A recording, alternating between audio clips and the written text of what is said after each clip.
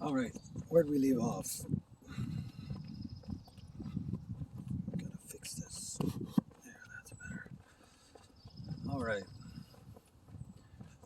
You know, that last video, man, that was freaking tough to go through that. Actually, it's tough to go through all of this. Like, looks like, tracing all, running my fingers through like like a crime scene, where somebody's guts have spilled out on the road, and you're like, I don't know, like some kind of like shaman that knows how to read fortunes by studying the viscera. That's just it's pretty interesting because I'm learning stuff about myself.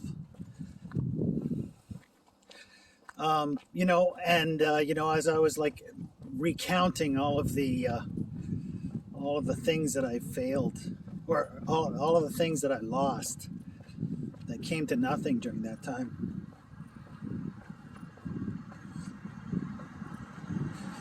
There were so many things that I completely overlooked a major failing, and that was that I used to paint. In fact, my painting was it actually made me money.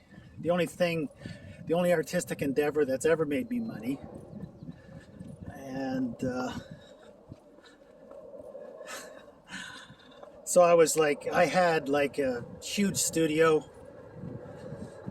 above, this is when people were buying stereo equipment. I had this huge studio above this stereo equipment store that sold to wealthy people, high-end stereo equipment, and the boys that owned it, here was the deal. They gave me the entire top floor as a studio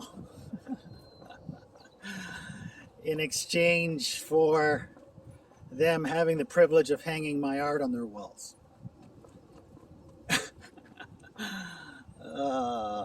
Anyway, yeah, so I was right into it, and it was really different than my work as a writer. And I was also, like, by that time, I was basically following sort of a tradition, a typical pagan blend of European spirituality, heavily influenced by native spirituality, because, look where I live. So, I was playing with a tarot deck at the time, and had them in one of the rooms in my studio, had them out on the floor. And now a wrinkle in this was, so I had them out on the floor. I was like studying them, and whatever I was doing, who knows what I was doing. Anyway, they had given a room on the top floor to a fellow. Now that I look back, he was mentally ill, but at the time I didn't know that. A fellow that was, technical savvy kind of guy, and he was doing any repairs that came into the shop. And he's a weird ass guy. Rocky is what he called himself. I don't know if that was his real name or not. And he was like, "Oh, let me show you my resume." And it's like, all right. And his resume consisted of magazine pages. So like, he was a race car driver, and he had a picture, he had a magazine cutout of a race car. He was like, whatever, right? Like all these things. So it's like, okay, yeah. So, pathological in some way, some serious way. But at the time, I didn't know anything about pathologies. And then he said, I noticed your tarot cards. He said, I got some books. Maybe you'd like to take a look at them. So he pulls out these know where they came from, but these really old, really kind of like super creepy spells. Like, you know, the books must have been like way over 100 years old, and it's like, okay, wow, that's anyway. So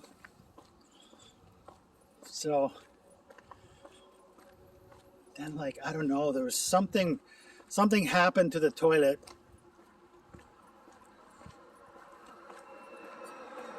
We shared a washroom, and the toilet wasn't flushing or something, and so I went and banged on his door and said, "Hey, buddy, can you fix the washroom?" And he flipped out, right? Oh no, I was playing with my tarot cards, and he came to the door to say hi. That was it. And I said, "Hey, you know, can you check out the toilet? There's something wrong with it." And he fucking flipped out on me, and I said, whoa, that's not cool. I said, you get any more aggressive, and there's gonna need to be, you know, outside intervention. And he goes, and he just lost it. He goes, outside intervention? Oh, well, I'd better make it worth my while then. And he left, and he went to go to his room. And I was like, oh great, he's going to get a gun. And I froze.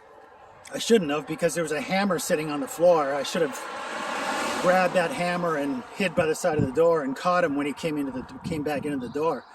I mean, it's good that I didn't, because I mean, what happened was much weirder, but it wasn't violent. I mean, it threatened violence, but anyway. So he came back with this nightstick, long nightstick.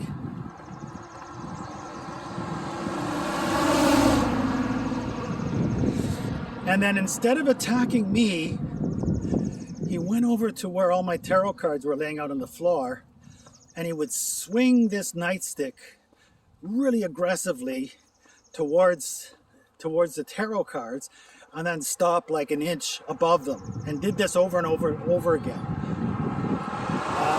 It was like, what is going on?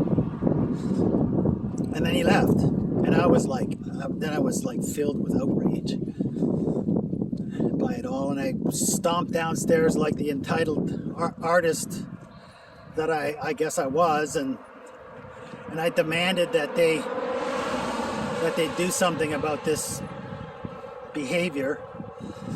And of course, I mean, they were compromised. They needed his service. They needed both of our services, so they just blew it off and thought, you know, just, well, you guys work it out. I said, well, you know, and then I overreacted and said, I'm not working it out. And I took down, the whole store was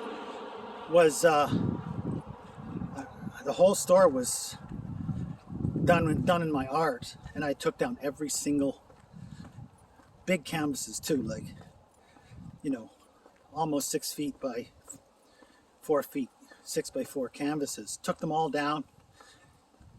Took all my stuff from upstairs, and ended the relationship. And you know what happened? I never painted again.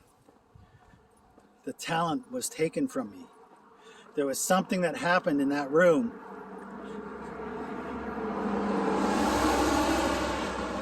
that took that talent from me and ended any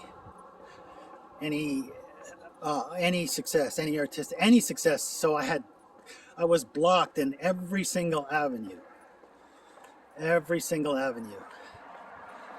But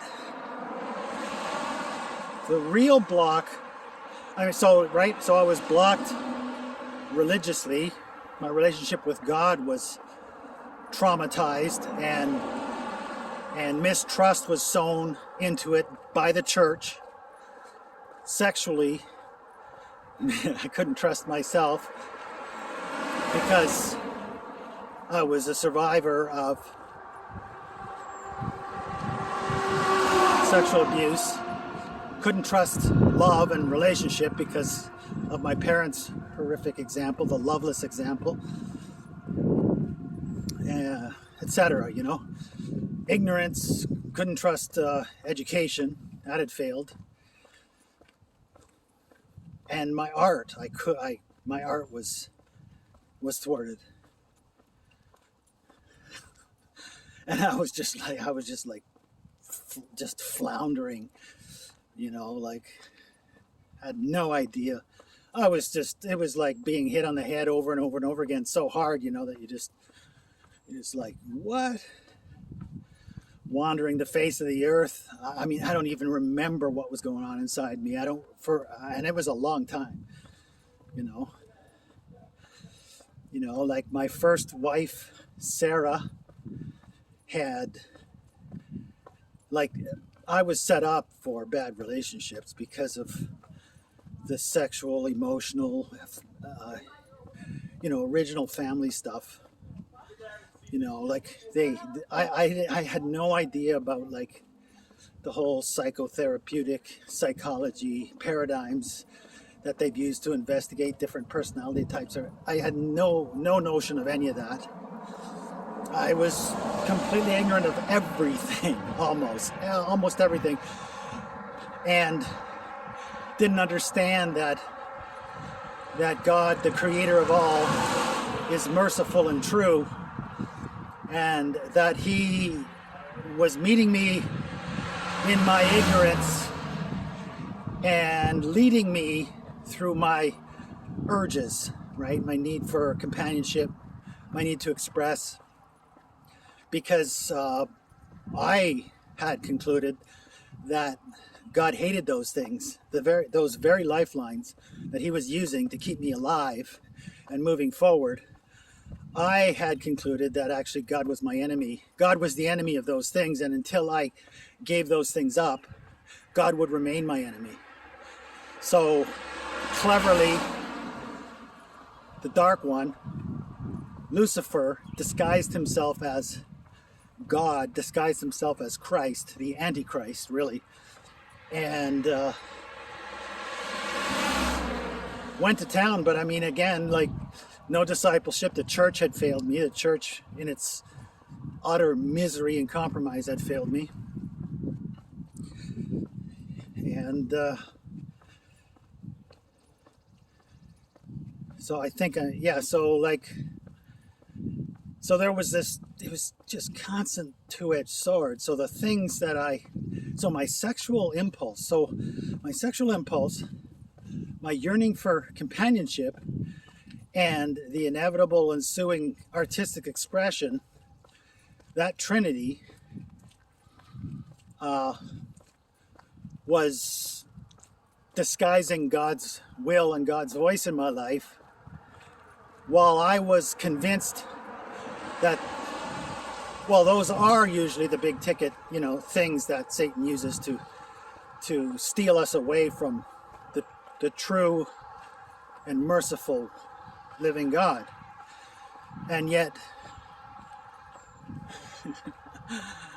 you see where I'm going? Isn't that amazing? So, and yet God, in my case, was using those things without me knowing it to pull me forward into truth and mercy, But I mean, it's just been one, like the Hindus say, the spiritual path, the true path is via negative reinforcement. We don't go toward something, we go away from many things. So it's called neti, not this, right? So you try something, nope, not that. You try another thing, nope, not that. Another thing, nope, not that. Like negative feedback, I guess, is what it's. I'm not sure if it's negative feedback or positive feedback. Basically, that's how a guided missile gets to its destination. It just doesn't go anywhere else. It doesn't go to the target. It just doesn't go anywhere else. And so this is how I was operating, in blindness. And because I really didn't understand how to communicate with the Creator, with the Great Spirit, the great, loving, merciful I Am,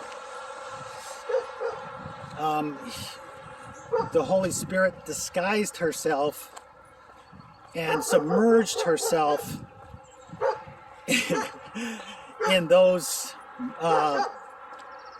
urges that are typically used to destroy your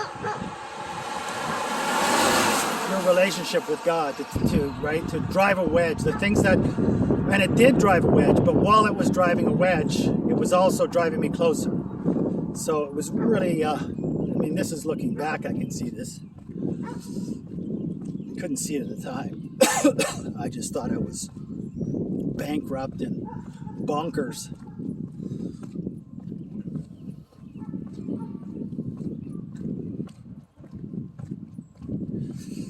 You know, and I was like, the two women that my two wives were very cunning and very manipulative. My first one, you know, betraying me sexually, emotionally with my best friend, destroying my trust of, didn't destroy but my trust, but reaffirmed my mistrust. And my second one she came from wealth, and I had never been around money before, and these types are profoundly different than the poor or the working class. She inherited knowledge. She inherited, it's very different. And so she got it into her, I mean, this is all in retrospect now. At the time, I didn't know anything. But she got it into her head that I was going to be her husband. And she was very cunning and very manipulative. And I was still struggling with the outcome of my first wife and all that stuff that I've already mentioned in other videos. And so I was, and on top of that, I mean, I liked her, you know, but I didn't love her. That gut-wrenching sort of, look on someone in despair of hope. There wasn't any of that. So, I told her that, no, I want to be single. We can continue to be involved, but I wanted to date other women, and I was starting actually to date another woman, and Mary, very, very cunningly, I suppose, or whatever, she got herself pregnant. Now I'm telling you my side of the story, and I understand that I'm responsible for everything that's happened in my life, but nonetheless, I'm responsible for letting myself be victimized. I'm responsible for the ignorance that I inherited, etc., etc., etc. I'm responsible for all of that. Anyway, yeah, so she got herself pregnant, kind of as the trump card to set her apart from the pack. And much to my surprise, I didn't know that. I mean, I never even the thought of having children never even crossed my mind. Not once did I ever think, oh yeah, I'd like to have kids. So, but much to my surprise, and I'm grateful because I have been blessed all my life with the 4 children that I've been close to, my 2 bio kids and my 2 step kids. Although, I've been largely so compromised by the women that have had authority over them. Although Chrissy's different. Anyway, Chrissy's not like that for the most part. Yeah, so I've been largely absent because of the interference that Mary has run, and it escalated as I think right? So I was so broken and in need of fixing myself, and Mary was constantly exerting pressure to, you know, I thought we had just settled the matter and we were going to raise kids together, and we were great companions, you know. And then like 10 years later, my son was 10 and my daughter was 6, and she started like acting out in really weird ways. Like she took my kids to a psychologist, and they were both diagnosed with ADHD and put on Ritalin. And I was like horrified by that, and I knew I wasn't allowed to have a say in their lives. So I had to actually choose between my 2 children. I knew that if I told my youngest, Mara, who was 6, to not take give her a strategy, she would go home and she would tattle, and I would lose both of them. So I had to speak to my son Adam as an adult, take him aside and tell him, look, you need to throw this shit down the toilet. And then I coached him as to what he would say to the psychologist to get him off the meds. And he did that. He had to decide at age 10 who he was going to listen to. And fortunately he made the right decision, and he's of sound mind, more or less. Yeah, but more or less, we're all more or less of sound mind, right? And Mara actually grew up to be a tattle, to be so progressive and so insanely left-wing that she's so intolerant and so brainwashed by her, completely brainwashed by her mother, that you know, she won't even talk to me yet. So, but that's her business. Anyway, so like 10 years after, like after being, you know, cooperative together, raising the kids, which I was forever grateful for because I was so bad at it. She had this, I think she was dating a woman, because she had that tendency. And I think that somebody was like coming to her apartment and slashing her bike seat and shit like that. And I was trying to like be supportive and like, you know, giving her advice and, you know, get an alarm system and whatnot, blah, blah, blah. Anyway, and I had just bought my son a really nice bow and arrow, like really nice bow and arrow set, and they were gonna go to a shooting range, an archery range the next day. And so they'd put the equipment in the back of is it a van or a pickup truck at the time? I don't remember. And this person, I'm assuming, whoever she was involved with,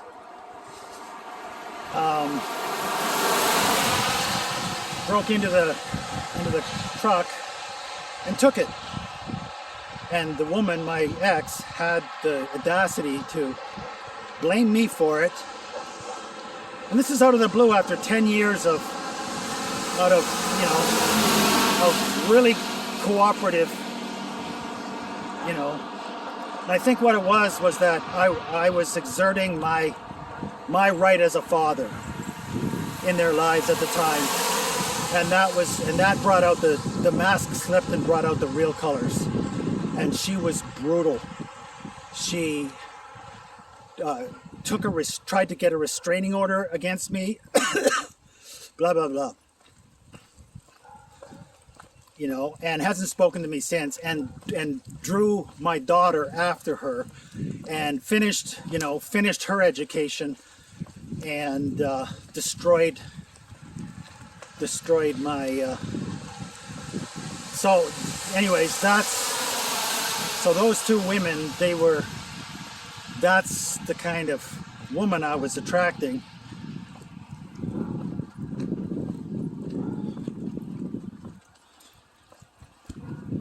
Because I was just so vulnerable, just so naive, so vulnerable, you know.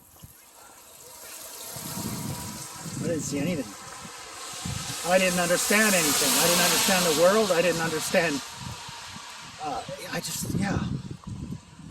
I was like learning by mistake, and they were horrible mistakes.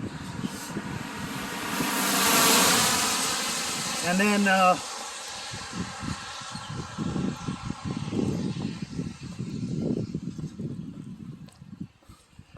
so like, you know, I later came to start to study psychology, you know, the narcissism epidemic, cluster B epidemic, really, because they're all basically different colors of the same rainbow, right? And how that is like a pathological pandemic. And, you know, since have studied personalities and personality types and blah, blah, blah. And now so that's an addendum to the last video, I guess. And now I guess we're caught up to CL.